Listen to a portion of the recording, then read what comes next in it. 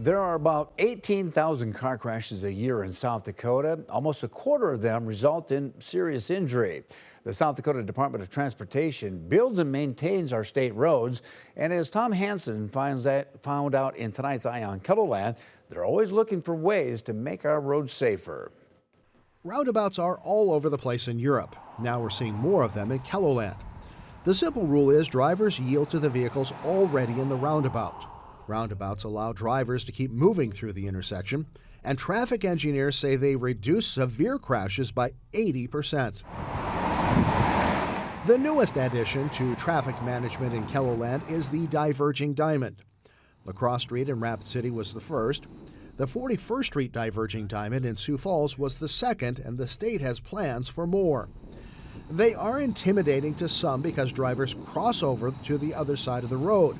Some people are fans, some are not convinced. I guess we'll just kind of wait and see. I mean, it's kind of a new thing for a lot of people here in the area, but I could see maybe a few side swipes here and there, maybe down the road. They say it's supposed to be safer. Oh, well, we'll see. I'm not quite sure. I'd rather be going straight than in a figure S. I like them. It seems to move traffic around pretty good. It's just a learning curve of getting used to it. Mike Beam with the Department of Transportation in Pierce says they are encouraged by what they're hearing from the public. Overall, we've received some very positive comments. We've received some other comments where folks are maybe a little bit confused about how it works. It's very intuitive as you get into it and start driving in that corridor. So overall, we feel like it's been a good improvement. The 41st Street interchange, as you're familiar with, Tom, is a very heavily trafficked interchange. Part of that traffic includes pedestrians. Diverging diamonds have pedestrian safety in mind. The majority of walking is done in the middle of the intersection. Pedestrians are protected by walls on both sides until they get to the 4 crosswalks they must pass to cross the entire structure. Beyond diverging diamonds and roundabouts, there are new traffic measures headed for Kettleland. The state has plans to increase the use of rumble strips over the next 3 to 4 years, especially on the center line of 2-lane roads with oncoming traffic.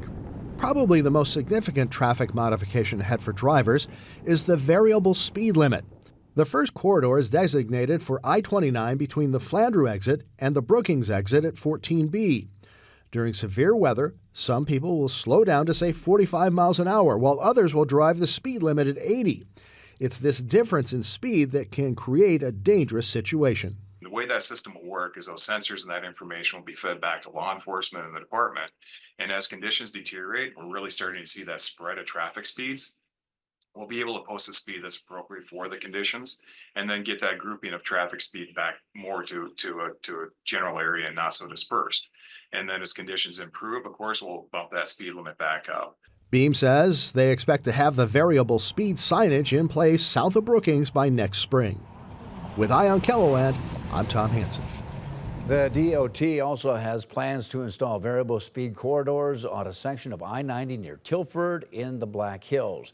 Beam says that they are always looking for feedback, both good and bad, from drivers, and they encourage people to go to the DOT website and leave their input. We've included the link under this story on kettleland.com.